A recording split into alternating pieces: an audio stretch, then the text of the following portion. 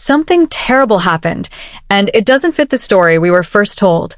7-month-old Emmanuel Haro is missing, and the pieces that have surfaced since the initial emergency call point to fear, control, and a family under intense scrutiny.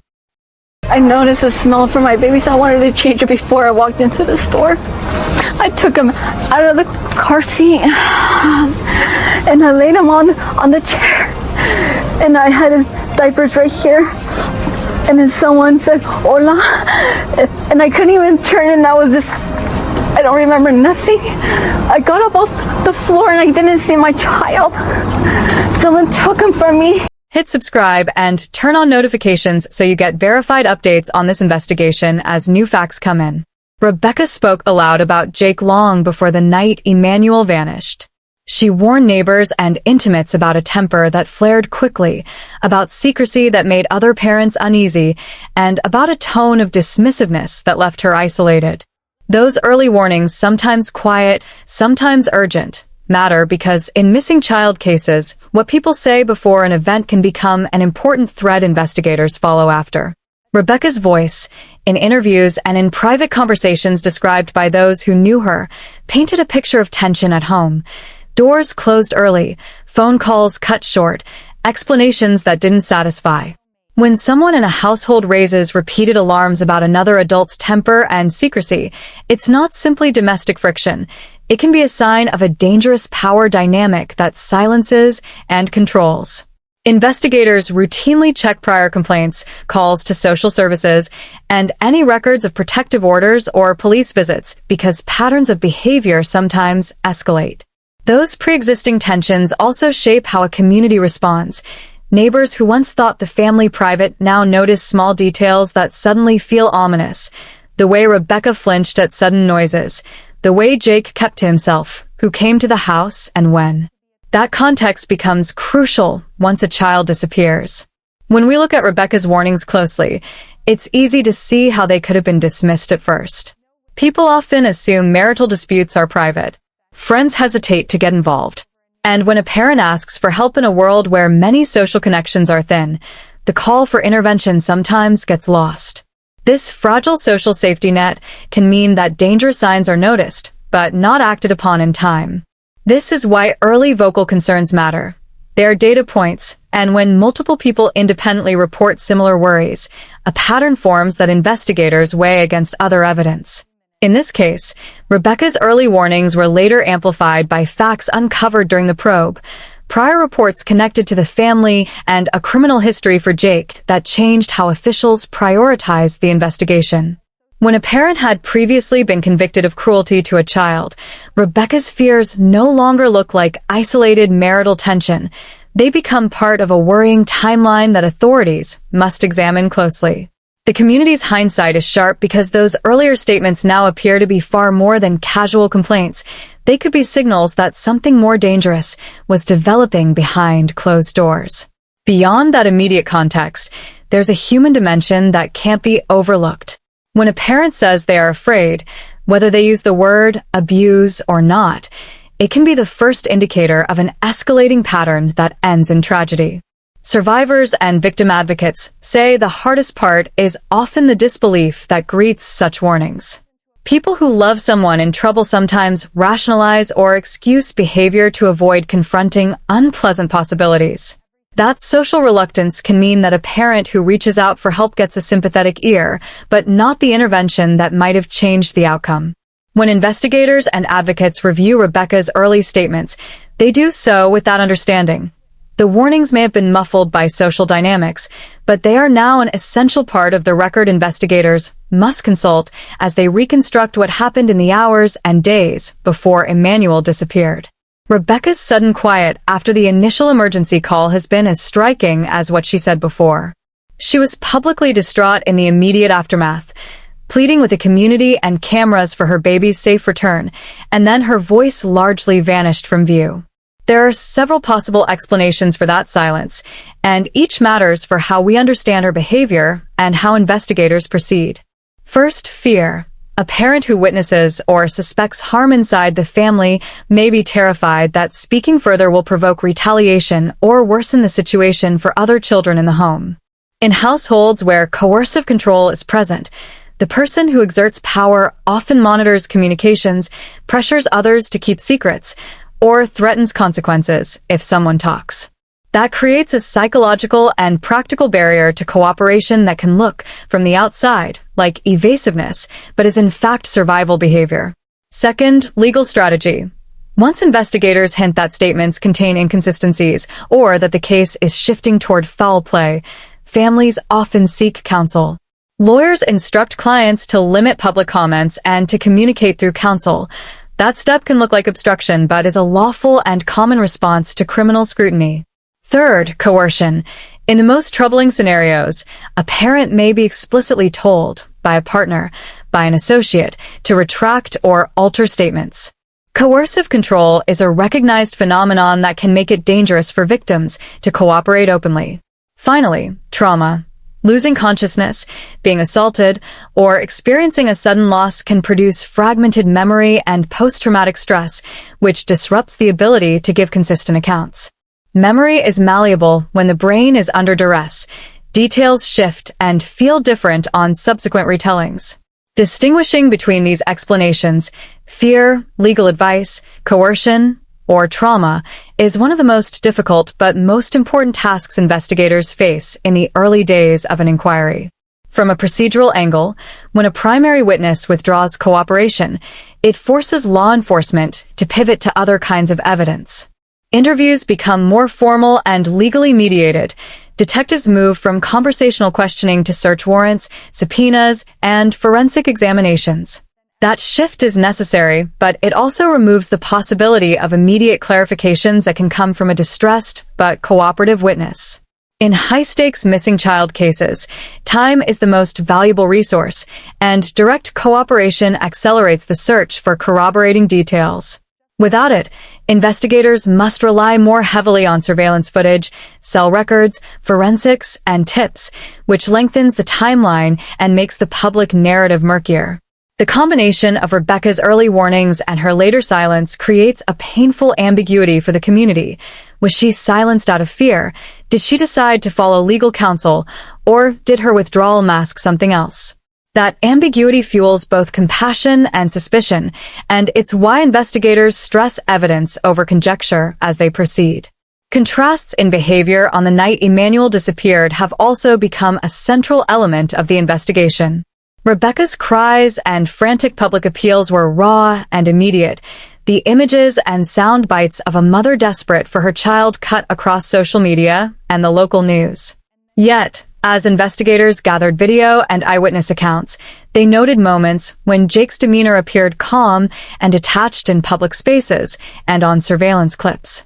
Behavioral observations are complicated and never definitive evidence on their own, but they do guide lines of inquiry. Calmness in the face of tragedy can be a psychological response to shock for some people, while for others it can suggest a disconnection that warrants deeper examination. Investigators don't treat demeanor as proof, but they use it as one of many clues that help determine where to focus resources and what questions to ask next. The collision of Rebecca's visible panic and Jake's more measured public presence became especially pronounced when timelines were compared. In the immediate timeline, Rebecca portrayed a sudden attack and a rapid disappearance in a public parking lot, a scenario that would typically generate witnesses, visible disruption, and physical clues. Instead, those expected traces were scarce. Surveillance footage obtained from nearby cameras, business feeds, and the lot itself did not show the dramatic assault and abduction described. Rather, it showed activity that investigative analysts read as inconsistent with a sudden public kidnapping. When a claimant's description of events does not line up with objective video evidence, detectives escalate scrutiny over all related accounts, including the whereabouts, movements, and communications of every adult in the child's life during the crucial window. In this case, those cross-checks naturally included a close look at Jake's stated locations and actions, as well as phone data, vehicle movements, and interactions with others. Surveillance, along with digital and physical forensics, quickly becomes the backbone of an inquiry precisely because it is harder to alter than memory. The conflicting timelines themselves have deep investigative significance. In many missing child cases, Hours are compressed and memory becomes unreliable. But when several objective sources, video timestamps, phone pings, receipts, and independent witness accounts, produce a pattern that differs from the narrative offered by a caregiver, detectives must treat those discrepancies seriously. It's not an automatic leap to guilt, but it compels a re-examination of the sequence of events. Where was the child earlier that day? Who had access, and whether any activity, like movements between homes, changes in routine, or interactions with third parties, occurred that could explain the absence.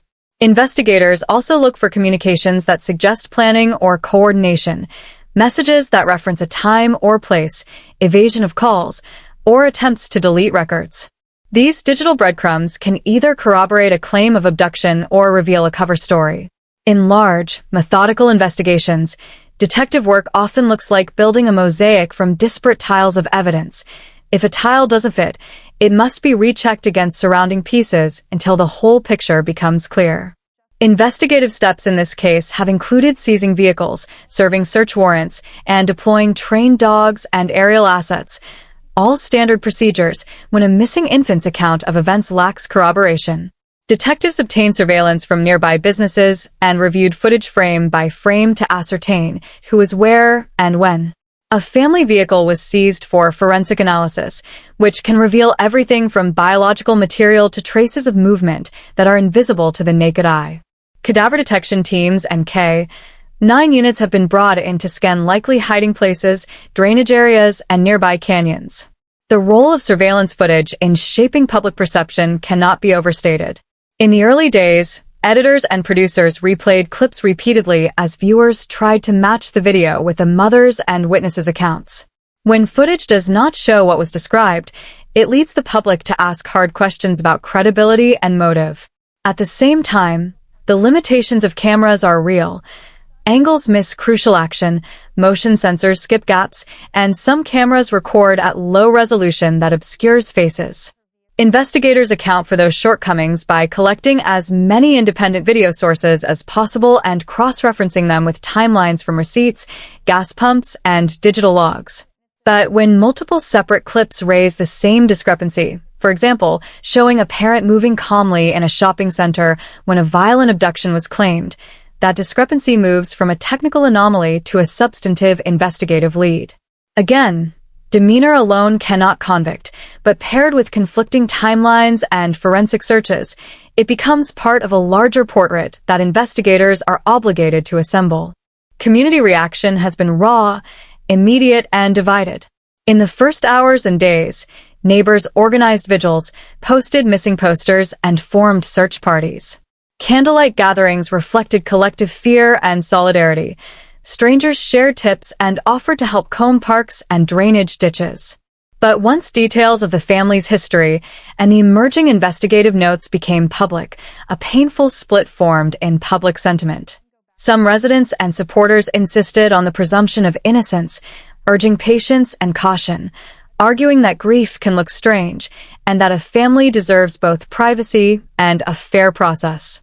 Others, shaken by the combination of prior records and the inconsistencies in the public narrative, shifted their energy toward demands for accountability. That polarization is painful in a small town. It fractures long-standing relationships and can drive harassment that interferes with the investigation. Volunteer groups and child welfare nonprofits faced a dilemma: continue to commit scarce resources to a case where new facts raise doubts, or withdraw until proof met their standards. Several organizations stepped back, citing conflicting information and a need to verify before committing personnel and funds. That retreat further complicated search operations and intensified public debate about how to balance compassion with caution. Experts and investigators are cautious, but clear about what these patterns often mean. When a disappearance involves conflicting narratives, prior records of violence, and withdrawal of cooperation, the prudent investigative posture is to treat the people closest to the child as priority persons of interest until evidence excludes them. That doesn't equate to guilt. It mirrors reality. Most harm to infants occurs in the home or by someone known to the family. So the focus is both practical and legal: who had access, what forensics say, and whether any communications or financial movements suggest concealment or planning. Specialists in child protection emphasize the need for trauma-informed interviewing to distinguish fear-based inconsistencies from deliberate deception. They also stress that coercive control can mask complicity by making victims fearful to speak. Investigative teams therefore pursue multiple lines of inquiry in parallel: forensic, digital, testimonial, and geospatial. This story is far from over. Authorities have executed warrants, seized vehicles, and interviewed dozens of people. They've used dogs, aircraft, and a wide array of forensics to follow every lead. Those investigative steps underscore how seriously officials are treating the disappearance and how much work remains. As new verified facts arrive, we'll update this report. For now, remember the human center of this crisis: a family fractured, a community in pain, and an infant whose fate remains unknown. Keep asking questions, keep sharing verified leads, and don't let this child's name fade from public view.